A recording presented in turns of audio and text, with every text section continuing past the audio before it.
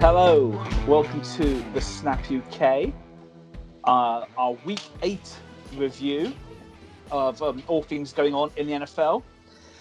Of course, as we're recording this, I think the trade deadline is due in about half an hour. Is it due to end 4 p.m. EST? 4 p.m. Eastern time, yeah, which is indeed about half an hour's time. Yeah, 9 p.m. Whatever time zone we're in. So hopefully we might see some stuff coming through as we go, but we'll see. Be a nice distraction from the election coverage before that goes full. Hang on, I have insanity. Actually there is actually an update. AFC East Patriots acquire slot receiver Isaiah Ford from the Dolphins. Well, I saw that come up a few minutes before we started this, and your excitement was about the same as mine. So that's going to do absolutely chuff all for us. Is this better or worse than your trade for Sanu last season? It is that is a wet fart of an announcement, isn't it? It really is. And you've announced some wet farts in your time.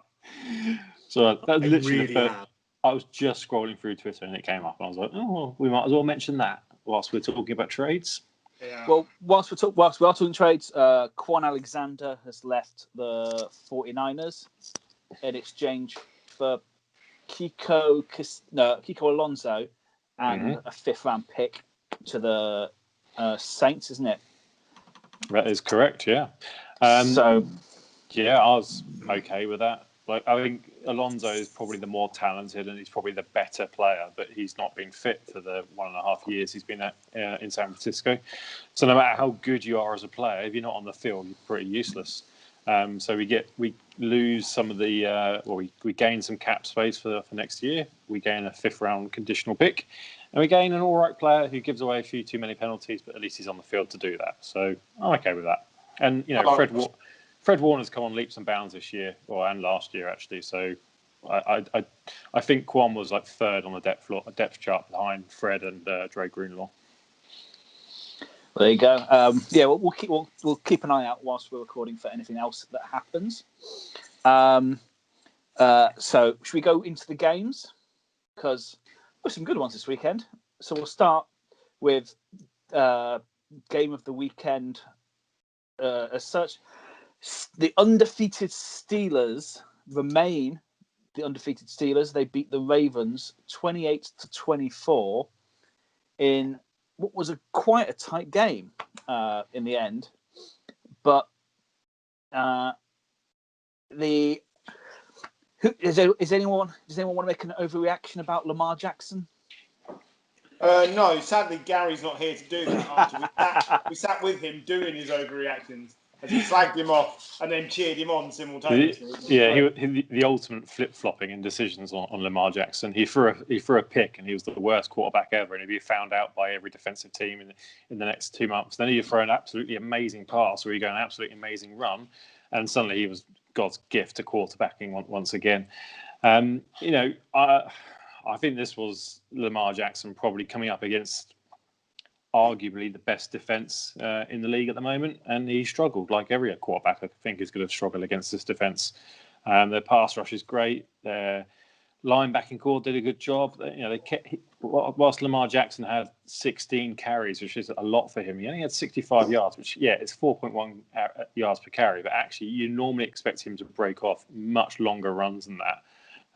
On the whole, he was well bottled up, and his passing woes came back this week. He had a rating of 65.8, 13 completions from 28 attempts, 2 interceptions, 1 for a pick six, and only two touchdowns. So I think he just came up against a really good defense, and Ben Roethlisberger was able to get as much as he needed out of his offense, and the Steelers just squeezed the result.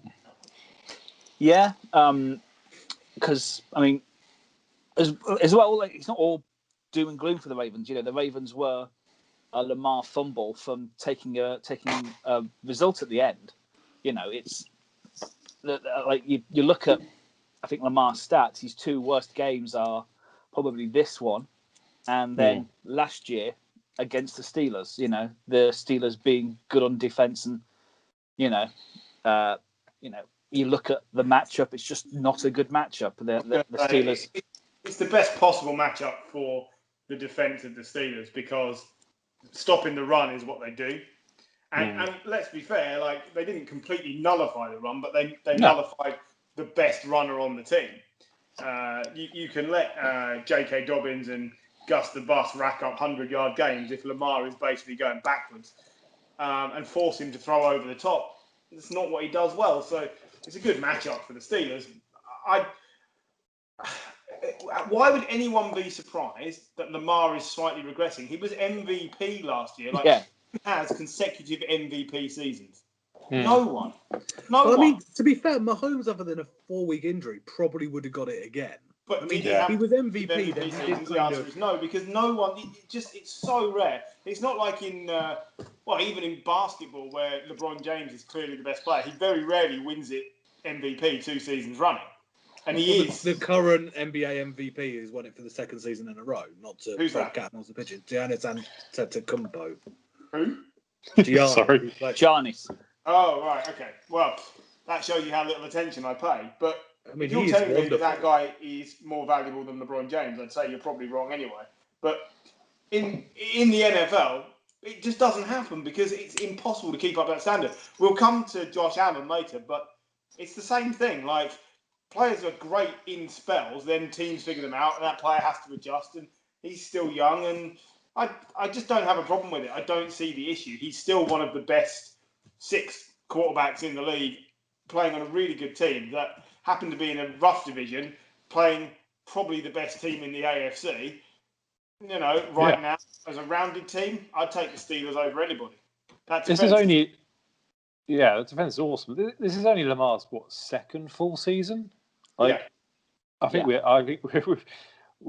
and it's 1 bad game. He's been pretty decent for the rest of this season. I saw something on Good Morning Football this morning.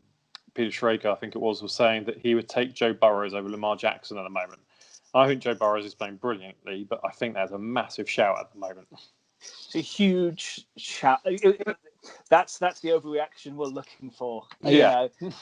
Quite now. Joe Burrow is great, but isn't Lamar's streak that basically they've scored 20 points in every game since he started quarterbacking for them, which is the longest streak in the NFL right now. So, This was the first time. To throw scorn on that, you saw what Joe Flacco did when he didn't have that O-line. Yeah. Whoa, Lamar doesn't have that O-line anymore. Ronnie Stanley's a massive loss. And the right tackles went down injured as well. But Ronnie Stanley was weighed down by his wallet and got injured. That's harsh. I think, that is a massive loss. But I think it is any quarterback aside from Kyler Murray that could cope with a loss to their offensive line. It's Lamar Jackson, just because of his ability to escape the pocket and run away from danger. If this was a Tom Brady or a Drew Brees losing the left and right tackle, there'd be more concerns there.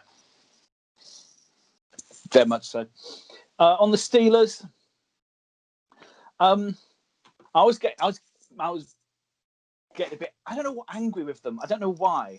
I think just because offensively, I find them very boring. You were getting angry with them, I remember. Yeah. And I was looking up some stats, and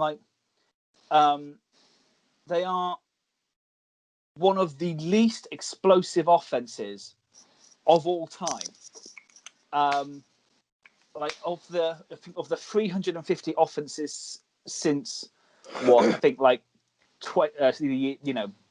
2000, they are 1 spot above last year's offense with Doc Hodges. It's but of course Ben is just going to give it away a lot less than Doc Hodges and was it Rudolph? He's probably also not going to get beaten over the head with his own helmet. Exactly. But of course he got rid of one of the best defensive ends out of the division by being an arse. So there is that. We won't knock it. But And of course, it does help that Big Ben has Claypool, he has Juju, Deontay Washington is suddenly looking really good, but James Conner is back. But yeah, I find the Steelers team quite hard to like. I think I don't know why, but yeah, that's just me. I think they're not asking him to do that much. I think you hit the nail on the head with the wide receivers he's got now. He doesn't have to throw those long passes anymore. No. He doesn't have to make it doesn't have to make kind of several reads to find a wide receiver. They've got, if you throw Eric Ebron into it, they've got 4 good receivers in Juju Smith-Schuster, Ebron, Claypool, and Deontay Johnson. And that doesn't actually include James Washington, who is decent on his day as well. Yeah, like one of them is going to get open at some point, so he probably has to make 1-2 reads, get the ball out of his hand very quickly. I think this season is the fastest he's thrown the ball out of his entire career, and that's because there's so many options that someone's going to be open, and he's doing just enough to beat pretty much any team or every team at the moment. Every team at the moment, yeah. No, it's just me. It's just your hatred of Ben. I think my hatred of Ben, but I can't really complain. They are still undefeated, but so they are the only undefeated team in the league.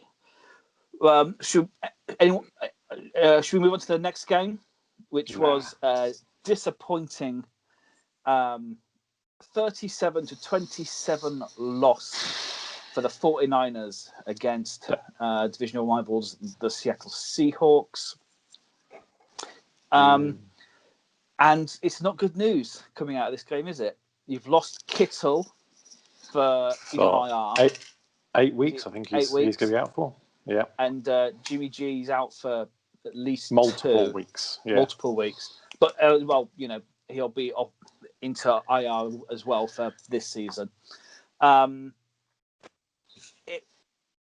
It's not good, is it? I mean, last week I was quite high on the NFC West, thinking, I can see, 3 teams getting out of this. And coming out of this we talked about 4 teams, didn't we? Yeah. I'm struggling now, but I don't know if I'm just picking if I'm just going off one bad performance. Well, there is that. I think the 37-27 scoreline flatters us somewhat. Yeah. We scored 20 points in the fourth quarter when Seattle obviously took their foot off the gas. Like injuries, every year it seems injuries are just getting us. But I don't know what to say about that, because a couple of years back we changed our athletic department and our sports science department. That just doesn't seem to have an effect. We got more injuries. I think every 49er fan at the moment is literally watching Twitter, waiting to see if we can get rid of Jimmy Garoppolo. And obviously, we're not going to get rid of him now because he's injured. But that's the general buzz from the 49er fandom, is that we've all kind of had enough of Jimmy Garoppolo, and I have after last week. He's not. I watched one of the Colin Cowherd clips from earlier today, and he mentioned that there's 3 things that's wrong with Garoppolo. He's not consistent. He'll have one game, i.e. the last week or 2, where he's been great, and then he'll have another couple of games where he's been terrible. And even before he got injured, he was distinctly below average. That's being nice. So he's not consistent. I don't think Kyle Shanahan has faith in him, hence the probably over reliance on the run game. And it's still working well, but you've got to look at our playoff run last year, where in the games against Vikings and the Packers, we barely threw the ball at all. And he can't stay on the field. This is his second injury this year. He missed pretty much his entire first full season because he was injured. He was also injured when he was with the Pats, when he got a chance to replace Brady. So if he can't be on the field and he's not consistent and the coach hasn't got faith in him, I think they really have to look to move on, unfortunately. I mean, he's a nice guy. He's got the team around him, obviously. But it's not working as him as quarterback at the 49ers. Yeah, no, it's I mean, yeah, I'm just looking at it as a contract, and I mean, if you did find an option and wanted to dump him, you could do it quite cheaply from this summer. But it's just not working, and the run game is fine, but your running backs are going down like flies, quite frankly. Because did Hasty get injured this week as well? He went off. He went off for a period of time, and Tevin Coleman was just coming back from injured reserve. I don't think he's fully fit. McKinnon doesn't look like he's a runner. He's a catching back, but I think he lost yards. I think didn't he? Over the game. He did. He had 3 carries for -1 yard. I think there's going to be options in the summer when it comes to quarterback. I think there's going to be Sam Darnold is one that's been bounded around. Kyle Shanahan's got a good relationship with Matt Ryan at the Falcons. If they decide to have a fire sale, there could be an option there.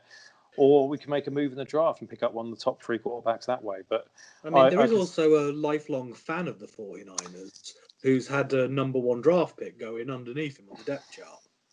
A number 1, first round pick.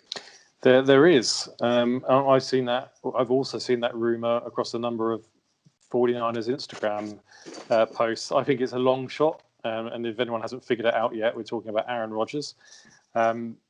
Now, if it happened, I would be jumping up and down for joy. I mean, Aaron Rodgers with that running game, even with those receivers, I think Brandon Ayuk is the one highlight from Sunday's game. Coupled with a decent defense, suddenly you've got a full team there, haven't you? I think if you look at the 49ers team, the only thing you are missing is a quality quarterback. Because I think with Shanahan's play scheme, you don't need a big-bodied red zone threat. Brandon Ayuk and Deebo Samuel and George Kittle and whatever running back is fit from one week to another gets the job done. Yeah. I mean, let's see. Let's not cast aspersions on the Seahawks. They were very good this weekend, and DK Metcalf had a fantastic game, didn't he? Bloody awesome, isn't he? Yeah. Do you remember we used to doubt? He can only run in a straight line because that's what the scout report said. Shanahan compared him to Julio Jones on his press conference at the end of the game. And I think that's a really good comparison because, they're both big, fast, powerful receivers. And the thing with Seattle is, Russell Wilson is playing so well at the moment. He's still on course to be MVP. But also, you can't double team DK Metcalf because then Tyler Lockett's free. And you can't do that to Tyler Lockett because then DK Metcalf's free. And even if somehow you manage to shut both of them, actually David Moore is a decent receiver for depth, and they've got Greg Olsen at a tight end who, he's got a history of being pretty decent. So if only Seattle had a defense, because let's face it, Nick Mullins came in and he's got a quarterback rating of 128 and has two touchdowns. And a lot of that was in garbage time, but if you can't defend against Nick Mullins and a banged-up 49ers team, then there's probably a bit of an issue there. Well, we know there's an issue there. It's just a big issue. Although in the first half, Wagner was just a boss, wasn't he? He's just incredible. It's the probably only remaining member of the Legion of Boom, but what a player he is. I think he might have taken issue from all the praise that Fred Warner's had recently. And kind of said, "Hang on, there's another middle linebacker in the NFC West who ain't bad." And he showed up.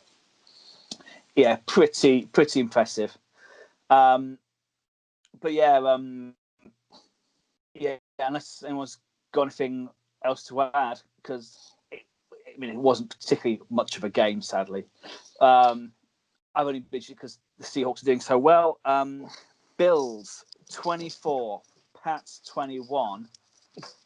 Go on, Griff. I've had my depressing 5 minutes. You go for it. Bills get the win, but in the Pats fumble away a chance for overtime with 30 seconds to go, trying to use up more clock. And it's all a bit doom and gloom, seemingly over in. I don't think it is. In the media portrayal of New England, but that's because the media want winning teams to be winning teams, so they can write good stories about how Bill Belichick is impervious to losing players. He's not. He's come out today and said, "Look, we sold out to win 3 Super Bowls, and now we've got to take it on the chin for a year or two while we rebuild." And that's what I said to you last week. Like, you cannot sustain that in this league. We have said every year that we've done this, how are they doing this again? How is it possible that no one else can do this?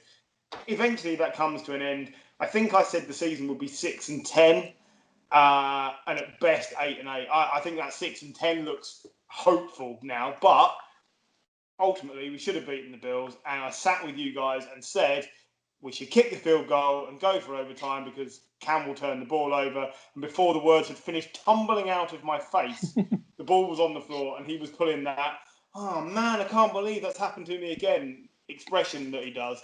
And I think the only thing we learned in this game were 2 things.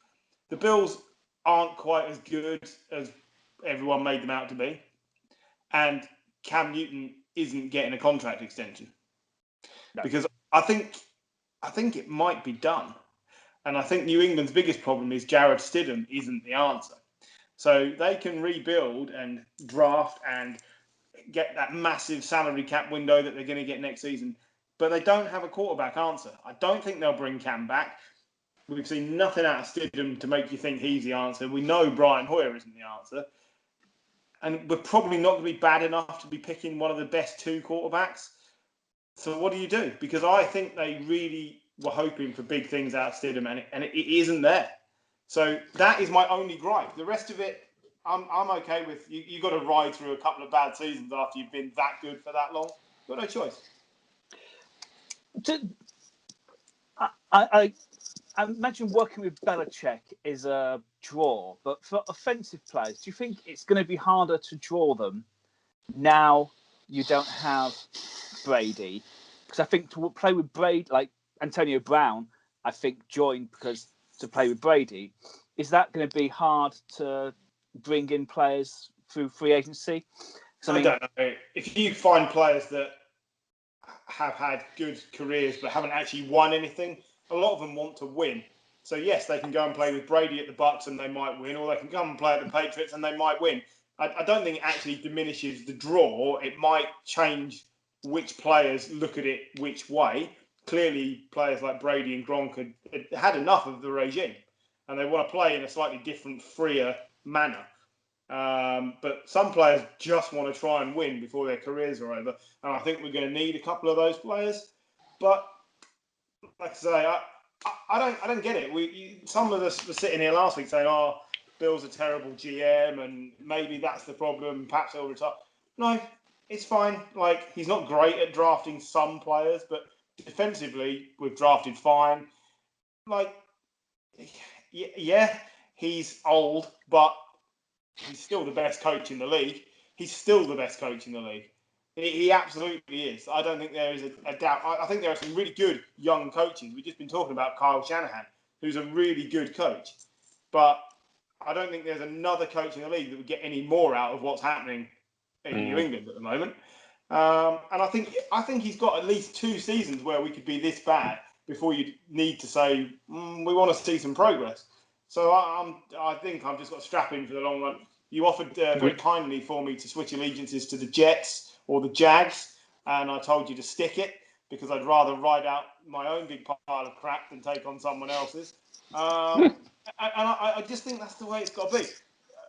Moving on to the Bills, a bit like we were saying with Lamar, Josh Allen, same draft class, people have figured him out a bit, and it'll take him a few games to get right. Also, with these quarterbacks from that draft class, the coaches have taken the stabilizers off a little bit, and they're letting them get on with it while they concentrate on other things. And sometimes those players are not ready, or they still require a little bit of coaching.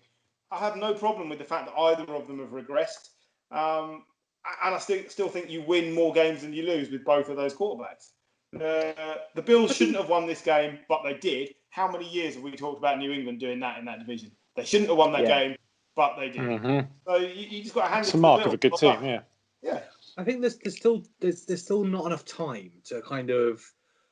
I don't want to make any sweeping statements with this. You can't say that the shine's coming off the apple with Belichick and the Patriots because what's it been? Week 8. Yeah. It's week 8, been- and also It's been you can't say Josh Allen is regressing. He got picked off by the Defensive Player of the Year last season. Yeah. There's no shame in that. And that I'm is not a fair sure. point. I'm not sure as well. Like his performances aren't as good as last year, but I don't know if it's all on Allen. I think the play calling isn't playing to his strengths, and they seem to be seemingly willing to run him up the middle a lot of the time, which I don't think is his strength. But yeah, they'll be hopefully they'll be in the playoffs and he can sort of remove that monkey off his back from the Houston game where it all just went wrong. Speaking of the playoffs, only 2 other teams have ever started 6-2, but with a negative point differential through the first 8 games. That was the Bears in '91 and the Lions in 1945, and neither of them managed to win a playoff game when they got to the postseason. So the negative point differential is the real blemish on the Bills. That's it. They have moved away from being a very defensive team. Like I think the last 2 years they've lent heavily on the defense, whilst Josh Allen's been maturing, for want of a better word. This year it seems like they have been. They started off the season scoring quite a few points. Josh Allen playing well. He's obviously got a good connection with Stephon Diggs, who I think had another good game on Sunday. But the defense I think has fallen off a little bit this year. Like I don't think it's quite as potent as it has been. Their pass rush isn't as good as it was. They can't find anyone to play, opposite Tre'Davious White, who is an awesome cornerback, but he can't do it all by himself, right? So I think, Griff, you mentioned perhaps kind of the coaches are taking their eye off the quarterback a little bit, and letting him get on with it. I don't think that's such a bad thing. The defense needs a bit of tinkering, and it needs them to kind of have a bit more focus there and let Josh Allen carry on maturing, because he's still winning games. Like, okay, he's not played brilliantly the last 2 weeks, but he's still beaten his 2 division rivals, which goes a long way to getting you into the playoffs. Yeah. And it probably won't be good for the point differential this coming weekend, but it could be a hell of a laugh because they play the Seahawks. Yeah, I mean, it's a good week for Allen to get back on form, isn't it? Yeah, and the Patriots go to their other divisional rival, the Bills, on Monday night. Jets. Sorry, it's got Bills in the brain. Yeah, Jets. Come back to me next week when we lose that game, and you'll find I'm talking in a different manner. Because if we don't stomp the Jets, I will tell you now, I shall be chuffing disappointed. Well, you've got the thing I like about the Bills' offense is they've got rid of excuses, right? Because the last 2 seasons, it's been just Josh Allen's great. Just imagine what he could do with a receiver. He's got a few now. We've got decent options. Just imagine what he could do with a tight end. He's got a decent enough tight end. Just imagine what he could do with a decent, a decent O-line. The O-line's okay. Yeah, that's pretty good. Real kind of. Just imagine what Josh Allen could do with excuse in Buffalo anymore. So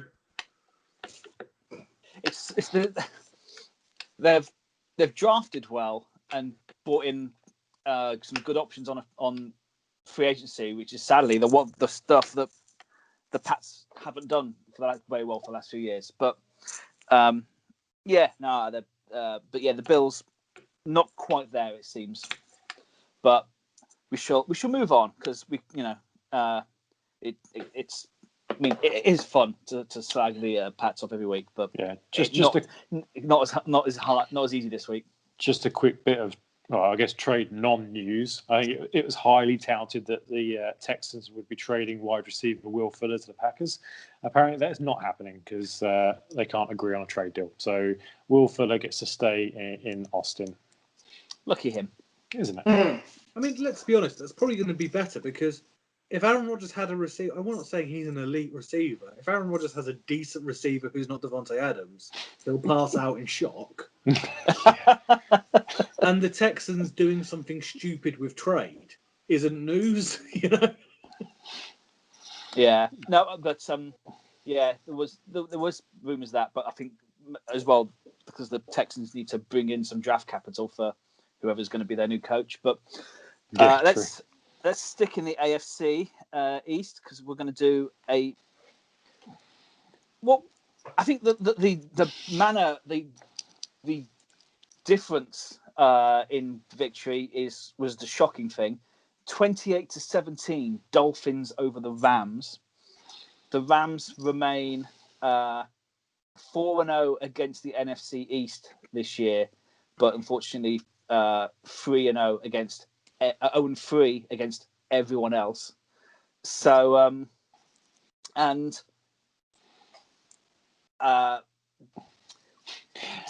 Tua's first start, we didn't really see much of him, did we? Didn't really need to, did we? Didn't really need to, no. The defense, Flores just was all over the Rams, quite frankly. Let's remember, Flores is the defensive coordinator who led New England to that Super Bowl against the Rams and basically shut them out. So he's obviously got McVay's number because he absolutely dominated, to your point. The Rams either had a really off day or that Miami Dolphins defense had a really good day. Like, you look at some of the stats, total plays, the Rams had 92 plays to the Dolphins 48. Total yards, 471 yards for the Rams to 145 for the Dolphins. First downs, well, I've lost that now. Well, passing first downs for the Rams, 19-5 to the Dolphins. Ridiculous. Like first downs, LA Rams 31, Dolphins 8. Time possession 36, Dolphins 23. It's the biggest lopsided stat sheet I think I've seen for a long time, except the most important stat, which is Dolphins 28, Rams 17. Yeah. They just they never blitzed. They just totally confused Goff, and it seemed to work quite well because bless him. He had one of those games that Jared Goff can have. I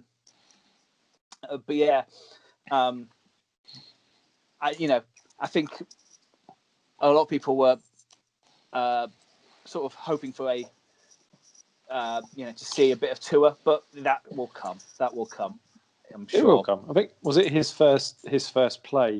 He took a pretty big sack from Aaron Donald, and it's like, this could be tough for the guy. But after that, he was fine. He wasn't he threw for 93 yards and a touchdown. But like I said, he didn't have to do anything. There was a good run back from a punt as well, wasn't there, for a touchdown? We're 40 minutes and 30 seconds into our Week 8 review.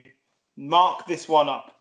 I don't think Tua is going to be that good, and I think he's going to give the ball away a lot. And I think they might win more games with Ryan Fitzpatrick. I'm not sure he is ready. I think they're just playing him because they need to see if he's any good. Of course I'm not sure. I'm not sure he's ready, and he's got 93 yards. Well, like the defensive effort from the Rams wasn't that good. I thought he was massively underwhelming considering how well Fitzpatrick has played, and he's just been thrown in so they can say yes or no, which is fine. But and maybe next year he'll be better because they usually are. But I think it could be really disappointing second half of the season for the Dolphins because I'm not sure he is ready. They wouldn't have won this game without the defence. If it had been on his shoulders, they'd have got hammered. Well, of course. I'm going to give you the counter argument to this, and I'm going to go against you just for podcast argumentative. Just because Gary's not here.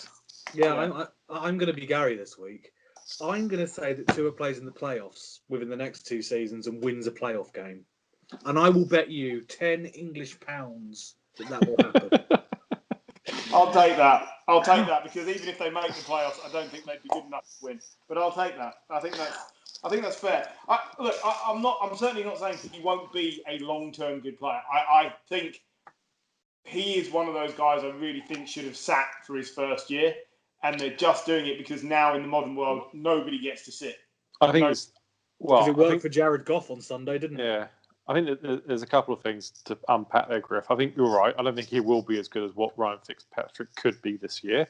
I will say, though, that the Dolphins are going to have a high draft pick. Even if they do well, they've still got the Texans' first-round pick, and the Texans are going to effectively giving them a top 10 pick. I think they have to see what Tua has this year to be able to make a decision about, okay, do we have to draft a quarterback next year, like a high quarterback next year? What have we got in Tua? Is he the guy? From everything I've heard in terms of, what he's doing behind the scenes is he's a very studious quarterback. He's there. He's helping to lead the team. He's beginning to pick up. I don't think you expect him to be brilliant in year one, coming off the injury that he had whilst he was at college. I think they just want to know: is he fit? Is he going to mess us around, a la kind of Dwayne Haskins behind the scenes? Is he going to be a studious? Is he going to work hard? Is he going to be a leader in the team moving forward? And I think they know they're not going to go to the playoffs this year. I think they're realistic enough to know that. They know they're in a rebuilding phase. I think they just want to know what they've got in Tua, and I think they're using the best part of the second half of this season to figure that out. And then that will determine what their draft strategy is going into 2021. This is what we call the Josh Rosen effect, because the Cardinals are so much better for binning him off after 1 year. Exactly. If Tua is another Josh Rosen, they know that they have to use what is likely to be a top 10, if not a top 5 pick, to try and get Justin Fields or Trey Lance, because they're not going to have the number 1 pick because Jets have got that sewn up. But if he is good, they can go after a decent wide receiver. Lamar Chase is going to be there for them. Or they can pick up a decent running back like Travis Etienne at LSU. It's been fucking amazing this year, or the last couple of years. And they could use a new running back. They've literally just traded for DeAndre Washington, the Chiefs running back. So that they obviously need help there because he's a complete nobody. So I think he was a good pickup in fantasy when everyone else was on bye. Yeah, he would get you 3 points that you needed. that whole 3 points. So I think that he's not going to be as good as what Fitzpatrick could be, but Dolphins are playing a long game, and I think they're being quite sensible for a change. I think if you have a Favre, a person who is going to be there next year, like even Mahomes and Alex Smith, you had this idea that Smith would be there, that even though he wasn't. I think because Fitzpatrick is gone in the summer because he's gone. I think you sort of have to give Tua half the season, because why not? Where does Fitzpatrick pick up his Bindle and move to this time? Oh, I don't know. Who knows? But it's just whilst you've got that, and Fitzpatrick is probably the ideal person to be there, and you've got to give him a go, and you've got to be the person, and to help him, he needs to be able to see. But yeah, I think and it may cost them a playoff place, because they may have been in fight for a wild card if they were with, because they know they're not going to win the Super Bowl this year. It's all very well getting into the playoffs, but I'm sure any Dolphins fan would swap being in the playoffs this year for going deep in the playoffs over the next couple of years. Yeah, but no, it's. I mean, we could fight with Fitzpatrick as we do every year. Griff just loves Fitzpatrick. He has a massive hard on for him. It will be a sad day when he's no longer an NFL quarterback. God, yeah. No. Oh God, I miss him so much. I'll miss him so much. Okay, we're going back to the AFC East here. Chiefs. It's a short review. This one. Let's catch the time up on the podcast. Chiefs 35. Patrick Mahomes was amazing. Yeah. I mean, I'm running out of things to say. They need to trade Darnold to let him go, but they won't. It angers me that a team is this bad. They're not quite as funny as the terrible Browns when the they're Browns not, are they? Team, but they're playing worse than that Browns team. Their actual point differential is worse, and they don't seem to be copping enough flack for it, and it annoys me. I think they're copping a fair bit of flack for it. But it's not enough because there isn't enough. No, you're probably right there. I think they're saved by having no fans. I think if they were being booed every week, I think it might force their hand. But yeah, maybe. But I think that obviously they know behind the scenes. They know that Gase has gone after this year. They know they're rebuilding for next year. Leave it at that. It's different to the Browns though, isn't it? Because with the Browns, you always have this kind of they're purposely sucking because they're going to have this many draft picks. They've got this much in the first round. This is what they're going to do with it. You watch the Jets and think, no, they're not trying to suck. They just suck. Yeah. This isn't a forced thing. This isn't we're trying to be bad so we can rebuild. Let me give you the only stat you needed from this game so we can move on. 32 of Adam Gase's 42 career losses as a head coach have been by 10 or more points. He doesn't coach close games. Like, they are terrible under his coaching. It is poor. Move on. No. Can we just mention the Patrick Mahomes underarm throw for the touchdown? Oh, it's lovely, wasn't it? Just delightful. It is. And to your point, Griff, it's like you run out of superlatives for Patrick Mahomes, like, because he can literally do everything.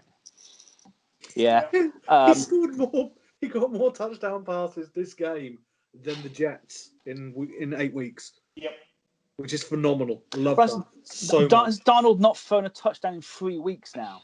He didn't play 2 of them games. Yeah, no, but like in the 3 weeks he's played. Also, they have to let him leave. It's just killing him. I feel sorry for him. But also, out of everyone on the field, the most expensive player that the Jets were paying was Le'Veon Bell. Le'Veon Bell, yeah, playing for the Chiefs, and he didn't have a great game, but he was the one that took home all the cash from the Jets. So fair play to him. I did the first, I think one of the first touchdowns by Hardman. The first person who obviously bust a gut to get there to celebrate in the end zone with him was Bell. Yeah. For the Jets, they have traded their linebacker to the Steelers, so he goes from a 0-8 team to a 7-0 team. Yeah, so lucky him. But they're just even in modern times when a lot of teams have sucked, the Jets are still surprisingly bad. That's how bad they are. It's convenient segue point. Stella Artois of teams, aren't they? You know, they're reassuringly bad. Yeah, it's a convenient segue to the Browns game, isn't it? And the Raiders. Yeah. Well, sorry, suck. The Jets suck, and the weather was blowy in Cleveland. But it was a gale winds, hail at one point. I'm not denying that, John, but that segue was terrible. Wasn't he a running back for the Bears, Gale wins? Yeah.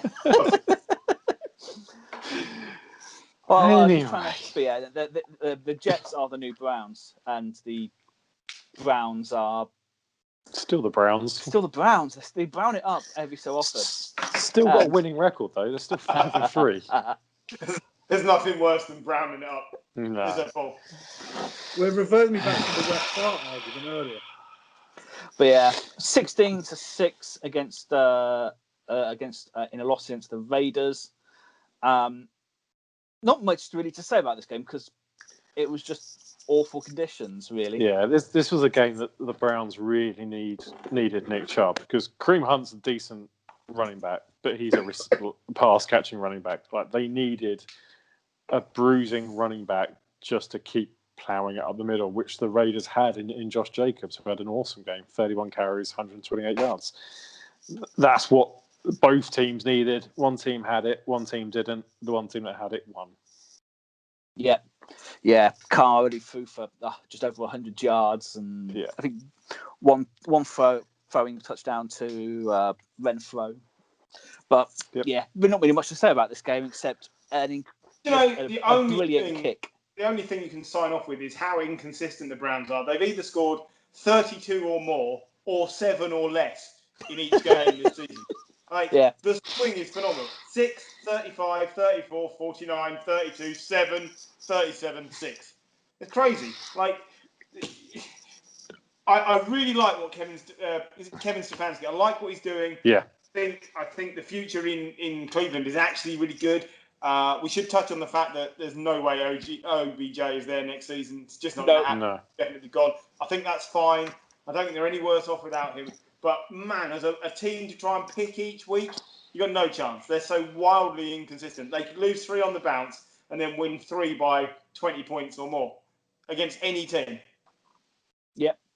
Yeah. No, there's some wildly inconsistent teams this year, and the Browns are possibly the zenith of that. But if you'd have offered any Browns fan their record in week 8 that they have now, they'd have taken it all day. There are Browns fans? Apparently so, yeah. Next week, Jets have still got fans. Barely, isn't it? Oh, God, I mean, it's just Giants fans turning up on the wrong night. It's like, I've just noticed on the running order, this is like the hard luck end of the first part of the podcast, isn't it? Because now you're going to tell us we've got to talk about Bengals Titans, and for the first time in a long time, the Bengals actually look like a football team. Yeah, they really did. Yeah, 31-20 Bengals to Titans. Titans. What did this say more about? Did it say more about Cincinnati or more about Tennessee? To me, probably Tennessee. More about Tennessee's defense and their inability to get to the quarterback. Like the Bengals' offensive line has been bad all year. And I think on Sunday's game, they had 4 new starters in the offensive line, so it should be even worse. But even with Jadeveon Clowney in the lineup, they can't get to the quarterback. They had no sacks against this Bengals team. They had no sacks against this Bengals team who is a good rookie, but still a rookie quarterback. I mean, it's. I want to give you 2 amazing Bengals stats, and then I'll sit back and let you tear the Titans apart. So this is the first time the Bengals defeated a team that entered with a winning record in their game since week 5 of 2018, so over 2 years.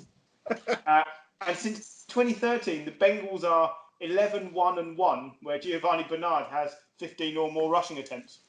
And this is something I wanted to bring up. That's fantastic. He's playing just like Joe Mixon. It's like there's no difference. No, he's playing different to Joe Mixon. That's the thing about Giovanni Bernard. What? They stick Mixon through the middle. With Bernard, there's more plan, there's more craft to what he does. And actually, they're a better team with Giovanni Bernard than Mixon. And I'm not saying Bernard is better than Mixon. I'm just saying that the way the Bengals plan their offense is better when they have to consider Bernard than if they just basically stick it in Mixon's hands and make him try and run through a defensive line. I think there's I mean, as well, Bernard has a better moustache. Let's not go much beyond that. He's been there at the start of 2013, and his total rushing yards for the Bengals is 3,500 yards in 7 seasons. But he's only started 22 games in that time. He's never been the lead back. Ever. It's never been a thing. And yet, whenever we've seen him, he's always been he's quite impressive. Oh, he's doing a good job. He is a decent backup. Yeah. Makes me question his ambition. Well, his ambition clearly is to work in pornography. Have you seen the moustache? It's beautiful. As well as the running back, T. Higgins is just getting better each week, isn't he? Yeah. I mean, AJ Green's gone next year without a doubt, because T. Higgins is the clone of AJ Higgins to look at, and he's playing as well as what AJ Green was when he was in his pomp. That connection between Joe Burrow and Higgins over the next couple of years is one to watch out for when it comes to both generally the NFL, but also when it comes to fantasy as well. Yeah, and with Tyler Boyd and Alden Tate, they have quite a sort of, I don't know if it's underrated wide receiver core, but they sort of fly under the radar. It's solid, isn't it? It's not spectacular. I mean, I think T. Higgins could be spectacular, but I think beneath that, it's a solid wide receiver core. And we said it a couple of times for the last few weeks that they'll go into the draft and they'll strengthen the offensive line, they'll strengthen the defense, and gradually the team will evolve around Joe Burrow. I do have high hopes. I know they're only 2-5 at the moment, but they've lost a lot, 2-5-1. Sorry, they've lost some close games, and I think next year with a bit more experience, a couple more extra players, adding a bit of quality, they'll be decent. And then they'll Bengals it up because that's what they always do. They're a snake bit franchise. They can have the best young quarterback in the league, and they'll still manage to balls it up. So I hope they don't. Forward to that collapse in a couple of years. Well, as well, it's nice to see Sama J. P. Ryan. Is it? Back. I don't know. It's just it's just nice to hear people confused over how to pronounce his surname, isn't it? Because it's just never how you expect it to be pronounced. Is it definitely P. Ryan? It is definitely P. Ryan, yeah. Okay. And we should stick with that. And I know what you mean. He's a podcast favourite from years gone by. Yeah. Hang on. Isn't it a different P. Ryan? Aren't there? There are. You're thinking of Michael P. Ryan at the Jets, and you should never be thinking of Michael P. Ryan. That's the other P. Ryan. Yeah. So I've never heard of the other P. Ryan. I always thought it was just the former football team playing Samaji Perine. Well, that's it. There's Samar J.P. Ryan and there's LaMichael Perine. Yeah. And they're cousins, by the way. Oh, are they? Yeah, apparently so. On the other side, just wasn't much really. Like they're obviously going to stick the ball in Derrick Henry's hand and make him run it through the middle, but 112 yards and a touchdown. Corey Davis, good stats from him. 100. Great day. The offense is fine. They don't have a pass rush. They just don't have a pass rush. That's it. So good quarterbacks will find them out. And what did they do to try and boost their pass rush? They added Jadeveon Clowney. And what's the one thing he doesn't do? Sacks. He doesn't get sacks. He does everything else, but he doesn't sack the quarterback. So by himself is not enough of an addition to a team that lost other players. Could I'm they not do sure Harold Landry's really pulling his weight this season. That's the other thing. And Malcolm Butler, is he that good? Was he a number one cornerback? No. My question is, could Vrabel use a defensive coordinator? Because he doesn't have one. He's calling defensive plays in his own. I think he spent 1 year as a defensive. I know he's got history in playing the game, but he's not really got history as a defensive coordinator. I think 1 year. You're probably right. I think that's a fair shout. I think we've seen lots of head coaches try and do a dual role of head coach and coordinator, and I think very few pull it off successfully.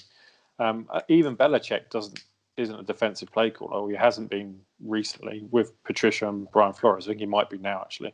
Which might say something about. I think at the moment because they lost a lot of staff. Yeah. I think that's a very fair point. I really like what Vrabel is doing. I think it's excellent, but it's a bit like the Bills. Like this team was building on its defense, and now they've come to actually lean on it. It's not as good as we thought. Yeah. Yeah, completely agree. If they had a good defense, this team would almost be unstoppable with Derrick Henry and Ryan Tannehill passable as a quarterback. They'll still be fine. Fan. I mean, they're in a terrible division, so they'll still go to the playoffs. Yeah. Well, let's move on to a ridiculous game. Broncos 31, Chargers 30. I fell asleep for a little bit. I think Michael, you said you did. I did the same. I was watching the game, and then I wasn't watching it anymore because I was asleep. And I thought, as I was drifting off, I am pleased for Justin Herbert. I really like what this team is doing. As much as I hate the fact they left San Diego, I really like the Chargers. It's what they're doing is growing on me. And then I woke up 40 minutes later as the Broncos were celebrating what could only be described as an unlikely victory. Apart from, of course, they lost because they're the Chargers. Yeah. It's poor coaching to have that 16-point leads. They have lost those 4 times this season. Now, they still win one of those games, but they've lost 3 games where they led by 16 points. That's poor coaching. The only 2 teams they beat in this year are the Bengals in the first game of the season, and the Jaguars. Yeah. So, the 4 of us could have beaten them. They haven't done anything with... I mean, I haven't decided whether Burrows or Herbert is the better of the 2 rookie quarterbacks yet, but whichever way you look at it, these 2 rookies are... Do you remember when Wentz and Goff both came out and we thought, these are 2 stars, and Goff had to wait a little while before he played, but, you'd say that draft, they both had their ups and downs, but that's a good pair of quarterbacks. Yeah. Burrow and Herbert are going to surpass that as a pair, so it doesn't matter which one is better, they'll both be very good. But the coaching is just infuriating, and I'm not sure that Anthony Lynn gets enough criticism. Well, I was going to ask that. Like we talk about coaches on the hot seat a lot. Dan Quinn back in the day. We mentioned Adam Gase, who's gone. Matt Patricia, we talk about as being poor. We very rarely mention Anthony Lynn. And I kind of think that if this carries on, you've got a rookie quarterback, a cheap quarterback who's playing above kind of where he should be in terms of his level of skill. I think the hierarchy with the Chargers got to look at that. Okay, we've got 4 years left on his contract where he's not being paid top rate. We're probably going to have to pay him after another 2 years because most of them get paid after the 3rd year. We've got some decent talent on this roster. This isn't a roster with no talent on. There are a lot of good players on this roster. Maybe there needs some tweaks to the offensive line, but they've got 2 good wide receivers. They've got a good tight end. The defense, if Derwin James gets fit and stays fit, that's a really good defense. They have to look at Anthony Lynn and go, this is the weak link. We need someone who can lead this team to winning games. Griff's right. You can't lose leads like that every single week. You're not going to keep your job. In 2018, when the Chargers under Anthony Lynn went 12-4, we thought, hey, this is excellent. Not only is it nice to see the Chargers doing well, but you've got a minority coach who's come in, he's taken the team 9-7, 12-4. Everything is rosy. They're getting the best out of Melvin Gordon. They were getting the best out of Phillip Rivers. And then last year, it all started to tumble. They went 5-11. He clearly didn't get on with Phillip Rivers. Melvin Gordon is his own separate thing, but you get the feeling that Anthony Lynn has his favourites, let's say, and it's very easy for a player to fall outside of that. And what I'm getting at is, look, they're not that far removed from 2 winning seasons, but this is very quickly looking like being back-to-back losing seasons, and yet you want to get someone in who you think is going to get the best out of Herbert's rookie contract, build players around that, and use it. I'm not saying he should be on the hot seat right now. I'm just saying I don't think he's getting enough criticism. I think he should be on the hot seat. I absolutely think he should be on the hot seat. Yeah, he had a good season a couple of seasons ago, but there is, like I said, there's so much talent on this roster. This roster should not be 2-5. Like they shouldn't be losing games like that. I think every Monday how good Justin Herbert has played, and if you look at stats, they're excellent. They are so good. You would never think they were rookie stats. No, exactly. But they're not winning, and ultimately that's what it comes down to. And to have led all those games by 16 or more points, and to have lost 3, you can only look in one place. Exactly. I think Dame Vera Lynn would do a better job. Well, there's a nice English reference. We should say, though, that fair play to Denver, because Vic Fangio is another one who I don't think gets enough criticism for just not being. I don't think he's a head coach. He's a great defensive coordinator who's ended up with a head coaching job. But, Drew Lock has these occasional games where he looks like an NFL starter.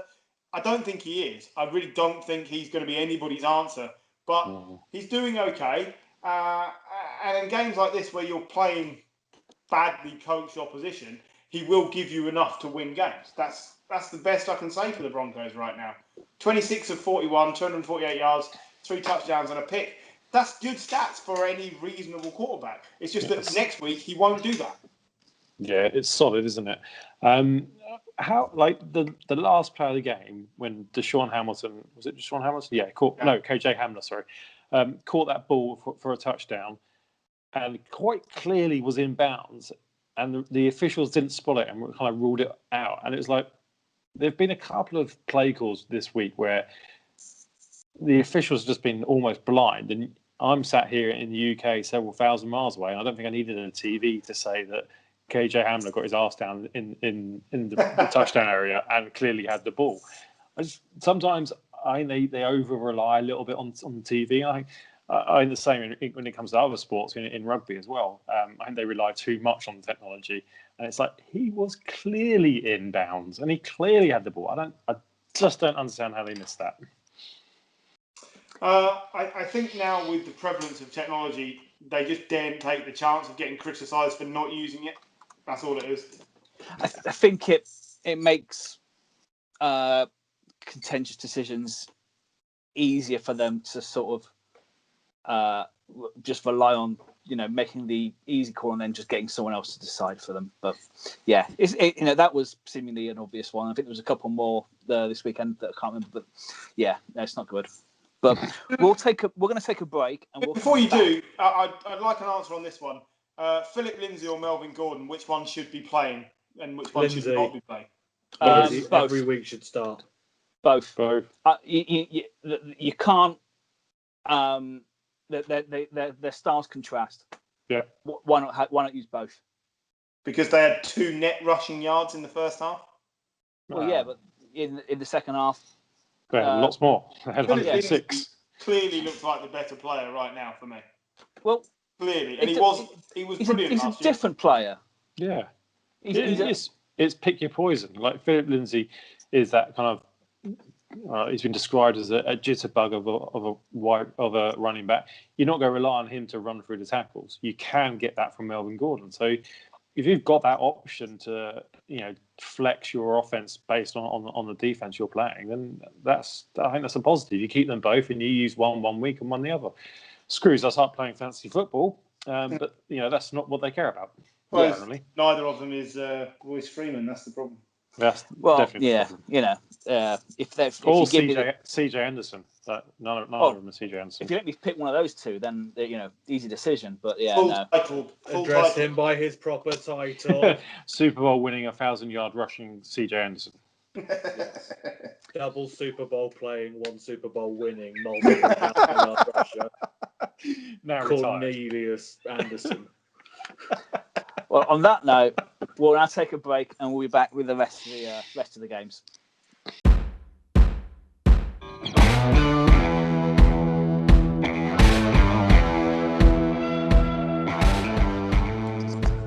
Okay, welcome back to part 2, and we are straight in with what could be one of the most disappointing performances of the weekend. Packers 22, Vikings 28, and Dalvin Cook, that is the performance of the weekend, admittedly against what we could all see coming against the worst rush defense in the league. But 4 touchdowns, 200 yards. They only let Kirk Cousins throw for 160 yards. It's what the Vikings should be doing. What Mike Zimmer wants to do. Yeah. He doesn't want to throw the ball. Mike Zimmer never, ever wants to throw the ball. But yeah, for the Packers, it was,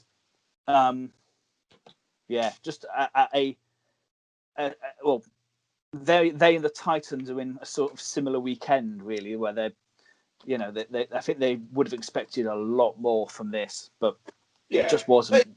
they were exposed a little bit. Their key weakness was picked on by a poor matchup for them.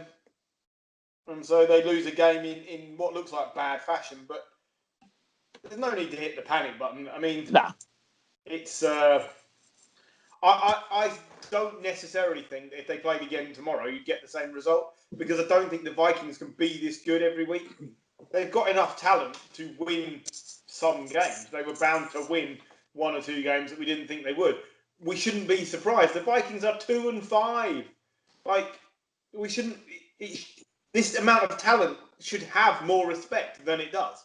So, bad look for the Packers, but not the end of the world. Dalvin Cook, though, on course to break LaDainian Tomlinson's season touchdown record for rushing touchdowns if he keeps up his current rate. And he missed a game this season. If he stays fit. And that is always the knock on him. So we wait and see on that front. But my word, what a performance that was. And on the other side, you've got Devonta Adams again racking up great plays and doing what he does. We've been waiting to see whether Will Fuller is going to be traded to the Packers.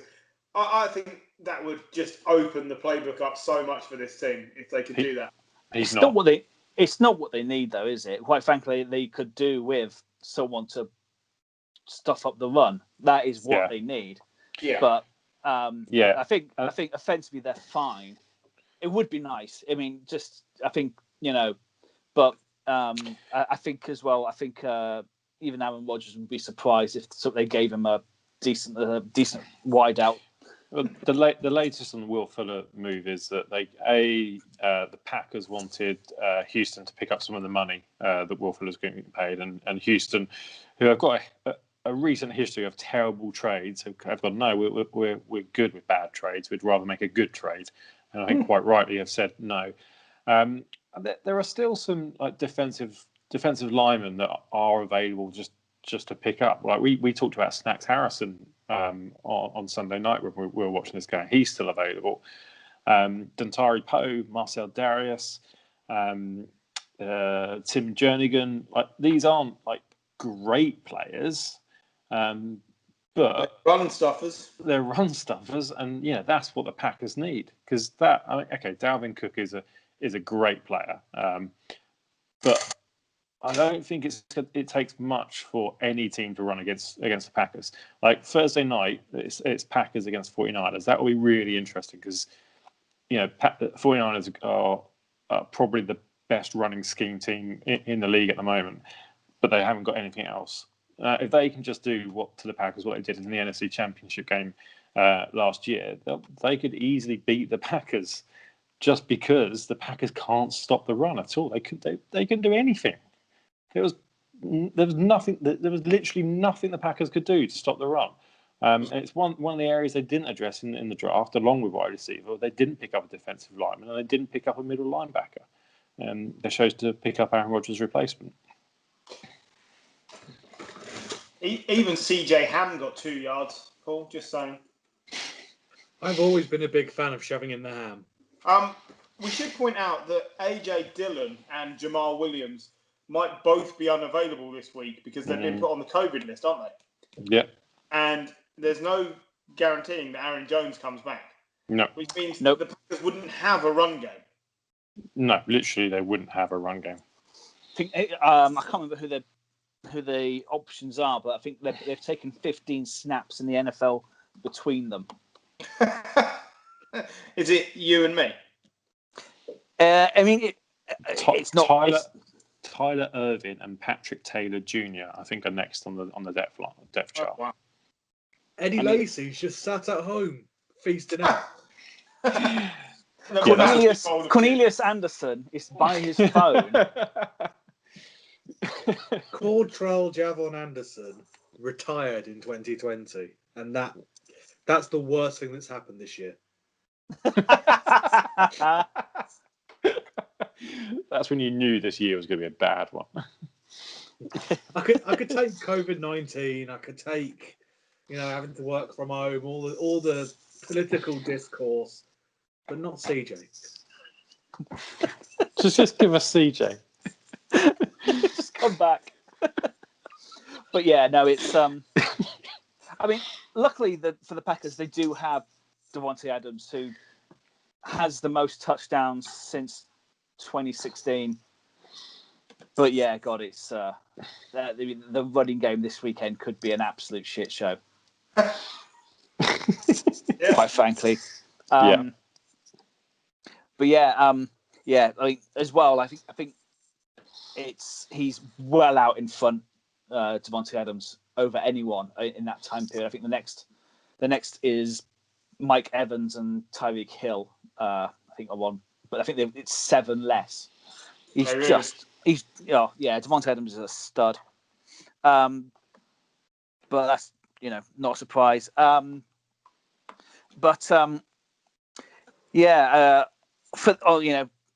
Should we move on? Because I don't think there's much to really go on for this one. So, Lions 21, Colts 41. The Colts. Was a mauling, basically.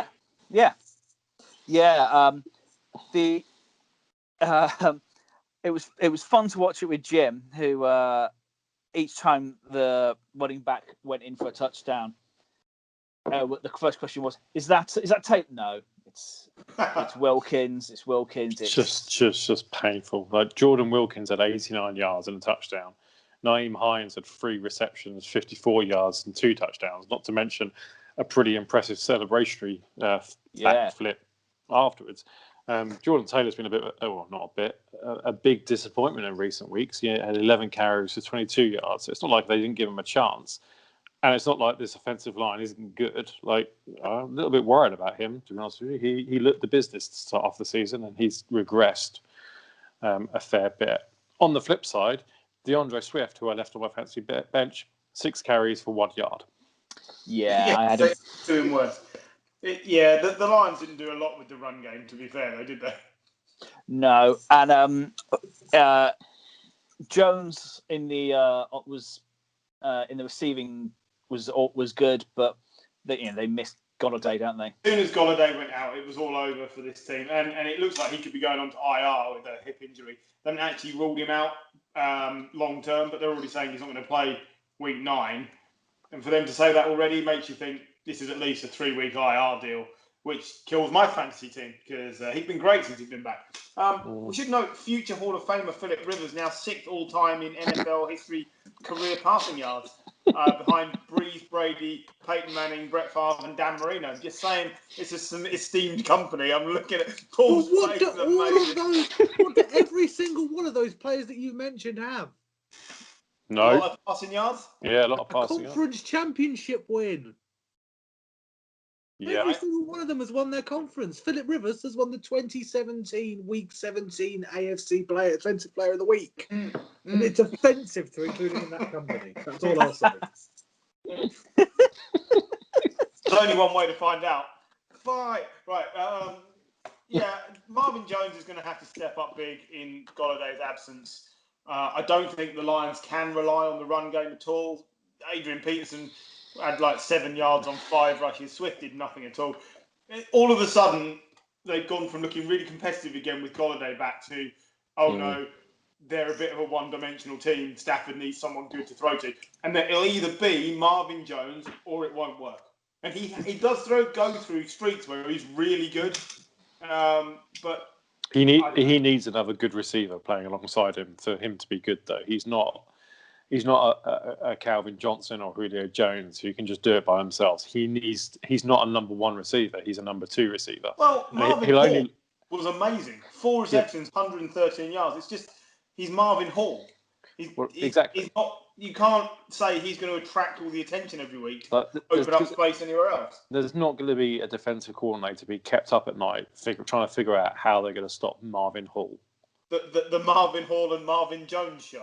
Yeah. He's not going to keep many people away. Kerryon Johnson should get a nod for scoring a touchdown this week on his 2 receptions. Has disappeared off the face of the earth in this Lions team. Why is he not? Why are they not running him at least? Jamal Agnew had a running attempt. He actually got 11 yards. But Adrian Peterson, DeAndre Swift, and Kerryon Johnson should be a decent running back stable. Like you should be getting a lot more than 29 yards total rushing from those 3 rushes alone. But Johnson, it's not like he hasn't been fit. He's played in all the games this season. Yeah. He had 25 rushing attempts for 80 yards. I don't get it. He was like their lead running back, and all of a sudden nothing. And I can't get on board with it. I think he's such a talented player. So they must see something we don't. Yeah, I think they've totally lost confidence in him. If they had confidence in Kerryon Johnson, they wouldn't have signed Adrian Peterson. Because if you've got Johnson and you've got DeAndre Swift, and you've got kind of a Jamal Agnew or someone else there just as a backup, you don't go out and sign Adrian Peterson. True. Yeah. Before we move on, Darius Leonard in this game again looked like he's back to form. He had a sack, 2 tackles for loss, and just looked like an amazing player again. I'm sorry, you went quiet for a second there. He looks like a what player again? Amazing player. All right, okay, just checking. Mm-hmm. Yeah, no, he really did.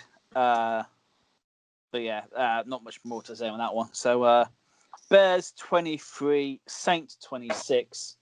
Can I just say what the worst thing about this game was? I know what you're going to say. And any American listeners, you'll be okay. This didn't affect you.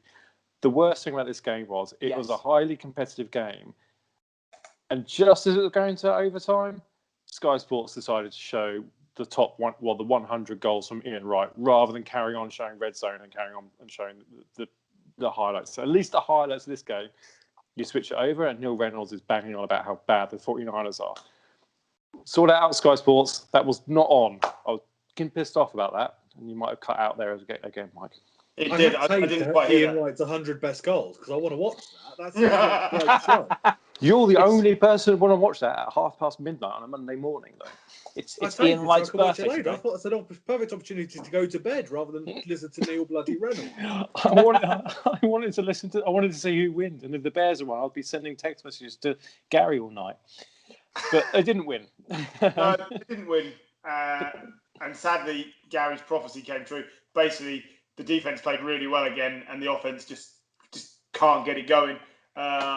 David Montgomery, I just don't get it. I mean, 105 scrimmage yards is fine, but he's getting all the work and just nothing, not enough from it. It's crazy. It's just... I would disagree with that. I think there was some odd play calling on one of their touchdowns. They eventually score, but they decided to run it twice when. The Saints' defense and defensive line is good. Montgomery had 4.2 yards average carry, which is decent for a running back. Like I said, I've said this week in, week out. Anyone getting over 4 yards a carry as a running back is doing a good job. That should be the benchmark. The offensive line for the Bears is bad. Like, it's not good, and that doesn't help. The quarterback isn't good. The whole offense is pretty poor. The defense is still really good. Like they apart from a few decent plays by Alvin Kamara, I don't think the Saints really had all that much. And I think the Bears, towards the end of the game, the Bears were definitely the better team. Going into overtime, I thought they were going to win it. Same as.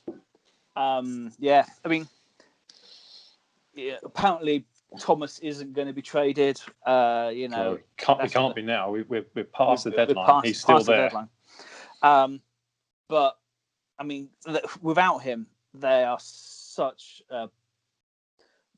Luckily, like Kamara is the most exciting running back since like Le'Veon Bell and his pomp. But Kamara is king.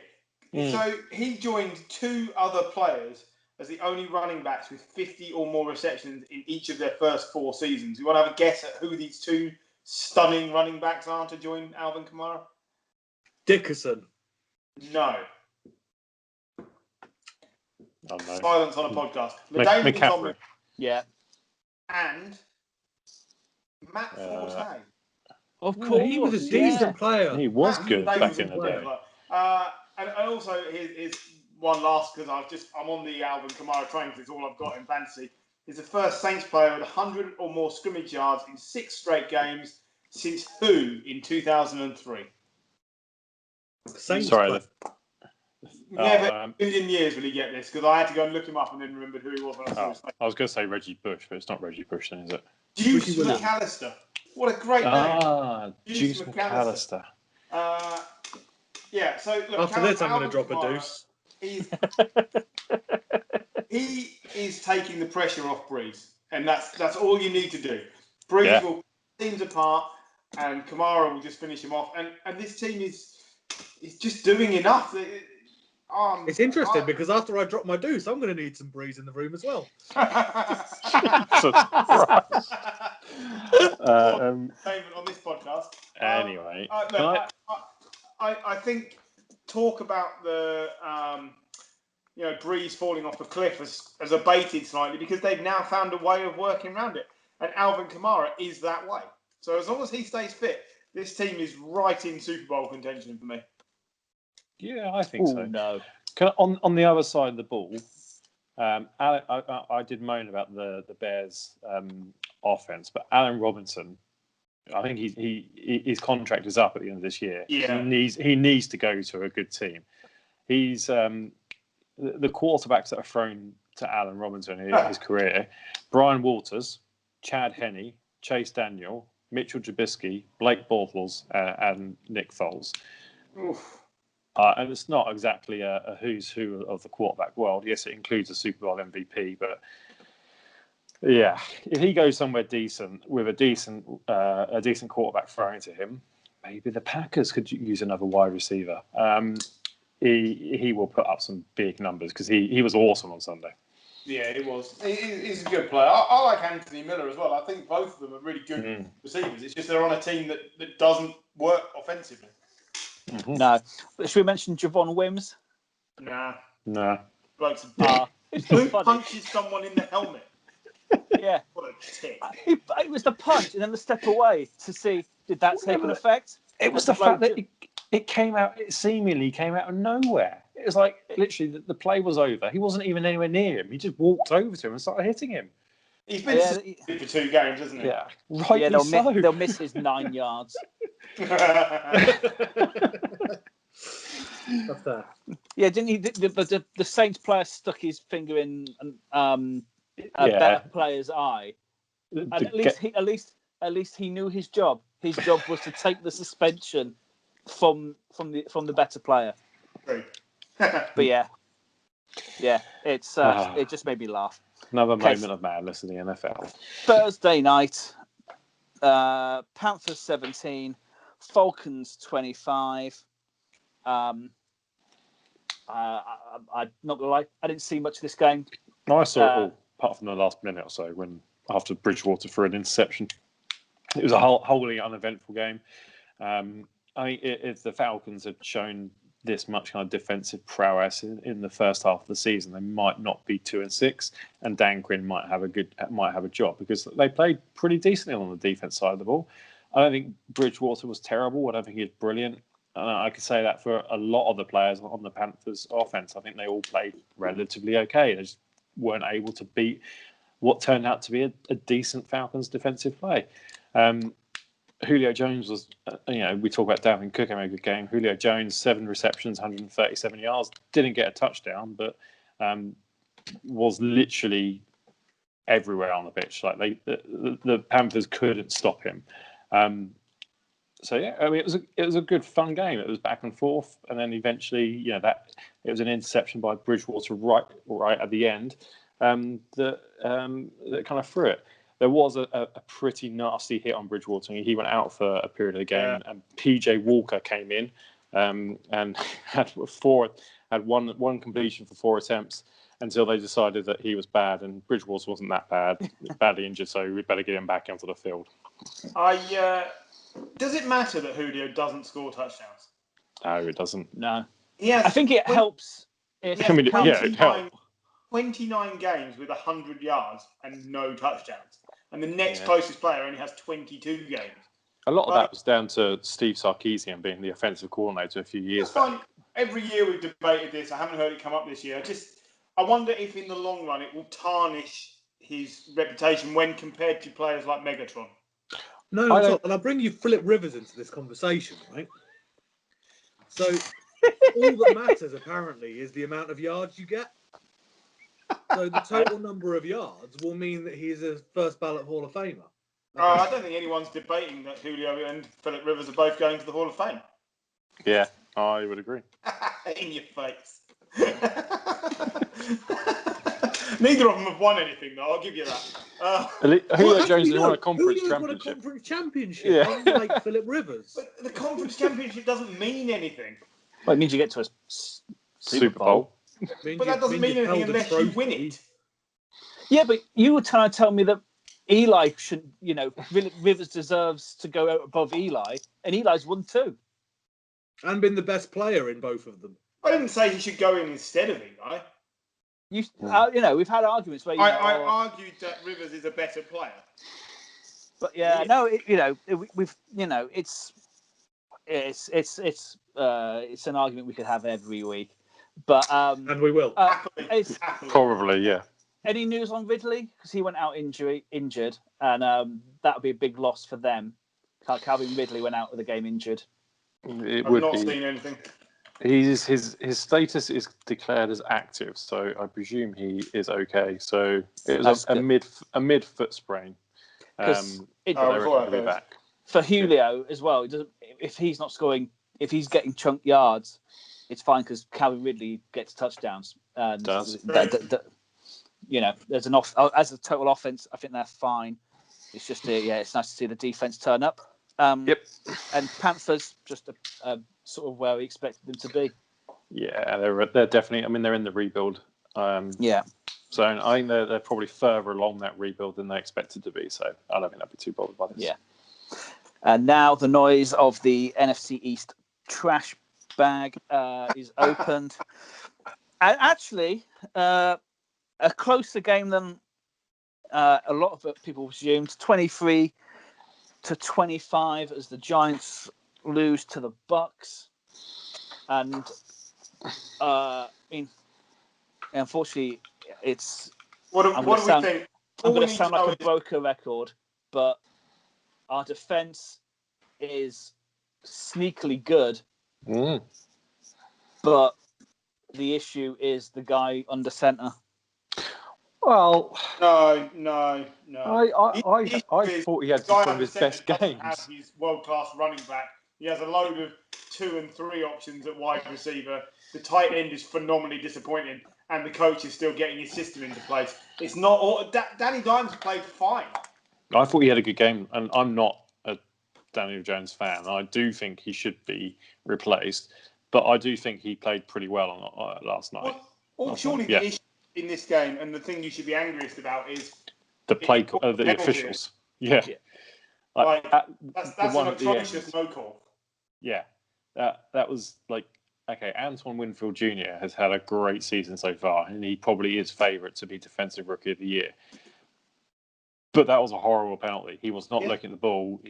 There was clear contact, knocked the guy over. And there was a similar penalty the other way previously in the game that was given. So I guess can't see why it wasn't given. I don't understand. I don't understand because he wasn't even like. We had an argument on. There was another dubious non-call on Sunday which we watched, and then we watched the replay. And the guy didn't make contact, but we talked about more that he wasn't even looking at the ball, and that's the key thing, isn't it? In terms of pass interference, is that players should be looking for the ball. If they make contact and they're looking for the ball and they're making an attempt to go for the ball, that's fair enough. That's fair game. But if they're not looking for the ball to come over their shoulder and either intercept or kind of disrupt the pass, if they're just looking at the player and they take the player out and there's contact, that's a penalty. And I think that, like I said, there was one called early in the game. That inconsistency is what winds coaches up, because they're like, if it's given on one side and not the other side, it's like, well, are you favouring Tom Brady again? Because it was another one where Brady lobbed the ball in the air pretty high, pretty long, and the ball kind of the play then went to the red zone for the Buccaneers. So it was a terrible call, right? And that robbed the Giants of a potential draw, at least a shot in overtime at getting one on the Buccaneers. Yeah. I think your team unlucky rather than rubbish. I'm not saying we're rubbish. And actually, I'm saying we're rubbish. It's something to take heart from, but we're a rubbish team. Give us time. There are some really encouraging signs. There's some great pieces, but Joe Judge needs to be given time to put those pieces to work. Yeah, I'm not sure that swapping the quarterback is the answer. I'm not saying that it's not going to help, but what have you got around him? Like he looks better with Sterling Shepard on the field. As soon as Sterling Shepard is on the field, Daniel Jones wants to throw the ball to him, and he's a really good receiver. But the O-line isn't good, and Evan Ingram is just frustrating. He's got every talent there. It's a bit like Ebron at the Lions. Like all the talent is there, but the production is just not. It's just not happening enough. And losing Saquon again is just a disaster for a player like Daniel Jones. You need that on the field.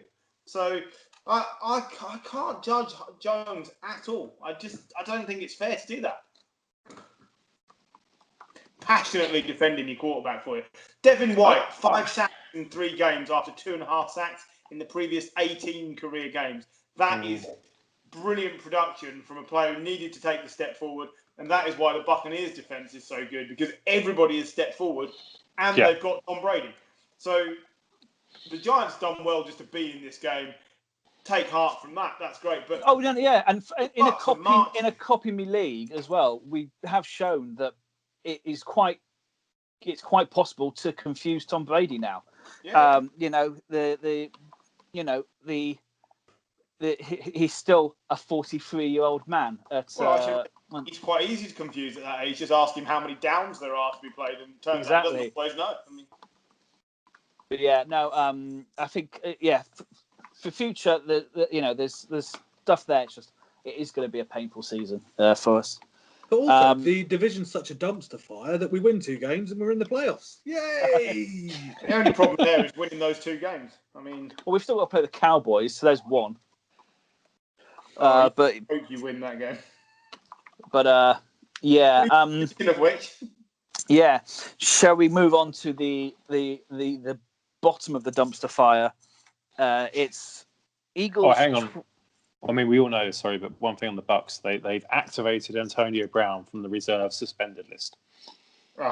As if we didn't know that was going to come. And he'll be back off there in 3 weeks when he's upset everybody. I hope so.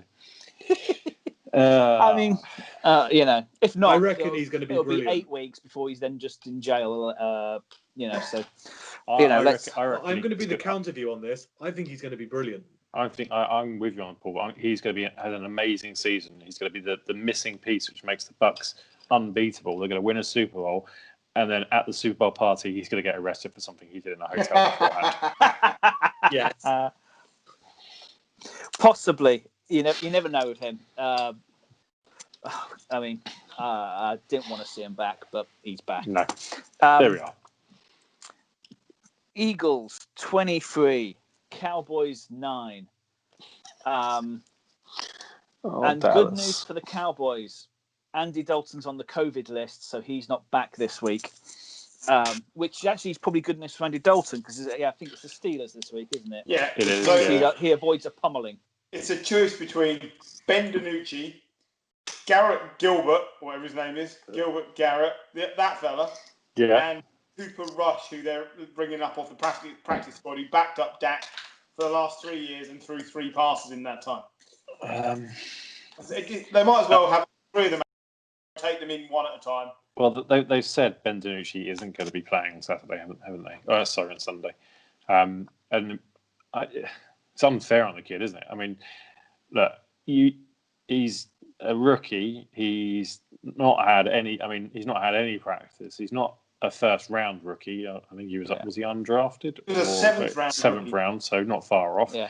He's playing against an offensive line which is poor, and he's shit. And he's Tom Brady was a 6th round draft pick, but he was good. He's shit, so don't ask him to throw the ball 40 times. No. Yeah, and as well, he's not getting any help from anywhere, is he? He's not, is he? Zeke Elliott's been terrible this year, and he had another less than average game where he got 3.3 yards per carry. We said 4. I've said 4 is the benchmark, and he's not getting there. And the defense is just bad, and all the Eagles really had to do, as bad as they've been this year, all they really had to do was just turn up and play an average game, and that's pretty much what Carson Wentz and the Eagles did. What do we? How is it that they didn't destroy this Cowboys team? Because they're not very good either. Yeah. That's a huge concern. So I said to John, I've got my favourite fact of the week, and it concerns this game. And by far and away, I think this is my favourite fact of the week. It means nothing in the long run, but Carson Wentz became the third starting quarterback since at least 1992 to win a game despite having 2 or more interceptions and 2 or more lost fumbles, whilst generating fewer than 150 total yards. He had 123 passing yards, 17 rushing yards. Any idea who the other 2 quarterbacks who are in this club? So 2 or more interceptions, 2 or more lost fumbles, and fewer than 150 yards in a game. Bortles? No, not Bortles. One was 2006 and one was 2007. Were they Lions quarterbacks in 2006? No, they were not. 2000. One was a Bears quarterback and one was a Giants quarterback. Jay Grossman? Grossman, yes. Rex Grossman, 2006 Bears. Won the NFC Championship more than Philip Rivers, just saying. Yeah. One was a Giants quarterback. 2007 Giants quarterback. Yeah. Eli Manning. Yeah. And both of those players went to the Super Bowl that season. Yeah. By playing inept football, because Eli isn't that good. I'm just saying. So all I'm saying is the Eagles, if you go by that metric, are actually on their way to something really good in the postseason. But no, they're not. The bigger point there is that Wentz is playing badly and they're still managing to win because the division is so awful that every week that goes by, the tie they took in week 2 or 3, whenever it was, looks cleverer and cleverer because they're just that bit further ahead of everybody else. I do not doubt that the Eagles will probably go to the playoffs. They had a tie with the Bengals. They beat the 49ers, and that was probably the one highlight. And they've beaten the Giants and they've beaten the Cowboys. That's not... And they're playing the Giants again this week, so they'll probably get another win this week. No offense, guys. Then they're playing the Browns, the Seahawks, the Packers, the Saints, the Cardinals, and they end with the Cowboys and the football team, the last 2 games. They're not getting another win. Sorry? What football team? The football team. Oh, the football team. They're not getting another win until they play, after the Giants, until they play the Cowboys again. They're going to lose 1, 2, 3, 4, 5 straight. And it'll still be enough for them to get into playoffs, and then they'll lose in the playoffs. But here's the thing, though. When it comes to the playoffs, they'll have won their conference, so that they'll have a home game. Yeah, a home game. Who wants to play in Philadelphia in January? No one. I mean, remember the Bears that year? You know, the year the Bears were good, and the double doink. Yeah. It's the Eagles are just a sort of team you don't want to place. You don't want to face in the playoffs. They're capable of just taking a scalp because they are. Because they're They have good players, and if when they're fit, if they can get them all together for an hour, then it'll be fine. Has Alshon Jeffrey played this season yet? I don't think so. No. But for them, Rager was back because he scored a touchdown. And yep. Are we going to see Jalen Hurts? We did see Jalen Hurts. He played the other night. But are we going to see a bigger role? Because, I mean, the quarterback room, it's either it hurts or watching it hurts. Well, do you know what the thing is? He is definitely not ready to start in the NFL. And you do not want to undermine Carson Wentz, who week to week is up and down in the same game, like almost Bortles levels up and down in the same game. So you don't want to undermine that because there's a good chance that Wentz will come right again. Yeah, I still like Wentz. I think he's still a good quarterback. He is.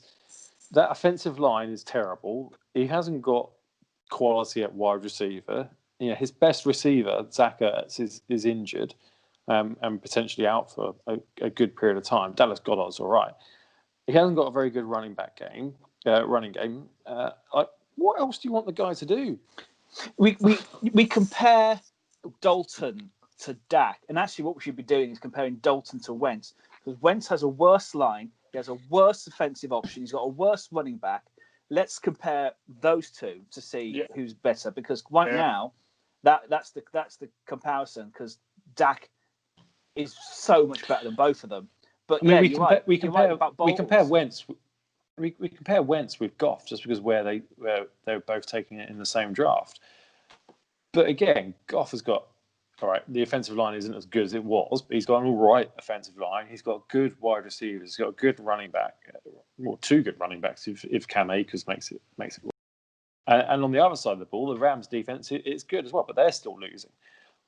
I would still take Carson Wentz over Goff. Like if you gave me Carson Wentz in San Francisco, I would be more than happy with that. Yeah, I mean. Yeah, but you've already got an injured quarterback. Why would you want another one? But even that, he's been fit all this year when he's playing possibly on the worst team he's ever played on. Yeah. He's straight a season straight where he wasn't injured apart from a dirty hit. He's doing all right this year. Griff is completely right. It's Bortles levels, just that the highs are higher, but the lows are lower. Yeah, it's Bortles. It's bizarre. And I still like him, and I think if you put him in pretty much most other teams because for the Eagles, there's no point saying it because they're never going to be all fit together anyway. Nah. But I think he's good. He is. It's not about coming good. He is good. It's just can they get around him to help him? And at the moment, I don't know, but. The Eagles are sort of sneaky team that when they're in the playoffs, you just never know. He's on course to be sacked 64 times this year. He's on 32 sacks currently. I mean, yeah, that's and he's not getting injured. He has had injury bugs in the past. I won't deny that. But he's had one really. That's your point, John. Yeah, he had that one season where he was playing MVP level and he got knocked out of the season.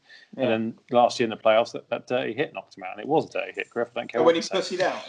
The year before, I mean, the injuries he's had are fucking atrocious. It's an ACL. He still threw a touchdown for an ACL, by the way, and a broken back. When he's out, he is. It's not like my foot hurts. It's because his back's broken and he's got a torn ACL. He's sturdier than people give him credit for. But that is week 8 gone, done. It's in the book. Done. So let's look ahead. So you're a fan of Carson Wentz. We get it. All right. Chill out, Jesus. Move on. God.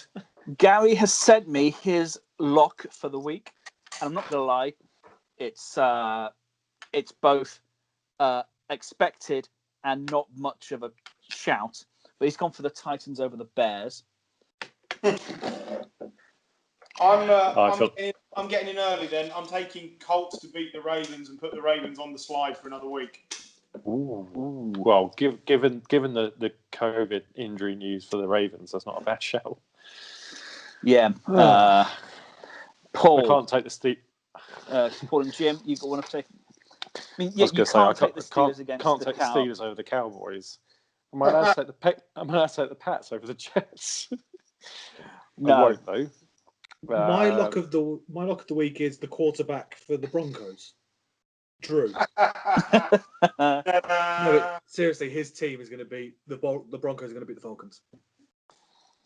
There's some good there's good games this week. Come on, somebody's got to take the Bucks Saints game and pick. Oh yeah. All right, I'm taking the Bucks. Oh, you're doing it. Good. I haven't done mine yet. I'm going to go Vikings over Lions. Ooh. As well. Middle of the road, boring. I was very nearly going to go for Lions over Vikings. You can go against me if you want. You can change your lock, surely. No, I've gone for the poor. That's a terrible AFC South matchup, isn't it? The 1-6 Texans versus the 1-6 Jags. And that And awful game. Oh, and the Jags are starting Jake Luton by the looks of things because Gardner Minshew is going to miss the game. Oh, yeah. yeah, The infamous end of Jake Minshew Luton mania. for this week. It For could Luton. well be. Well, he's not. He's been told he's not guaranteed his starting role back. We're replacing Minshew mania with Luton lunacy. Nothing else works, you know. Yeah, 49ers Packers could be Luton a lot of fun. letdown. Yeah. And Bills Seahawks. I'd like to see Josh Allen I come don't back. think this Bills Chargers defense Raiders. is going to show up. I No. think like mow the Bills down in that game. But on the flip side, I think the Bills or the Seahawks defense is still terrible. Oh yeah. So it could be a right out shootout. Yes, it could be a lot of fun this So one. it'll be 12-10 to the Seahawks in that game. Yes, exactly. And Washington against the Giants in a game of who could care less. One win closer to the playoffs. Yeah. Well, yeah, and I think Eagles on a bye, so literally they could go just behind the Eagles because the Eagles have a draw. But we'll leave it there, and we'll see you next week. But until then, it's a goodbye from us. See you soon. Ta-da. All right.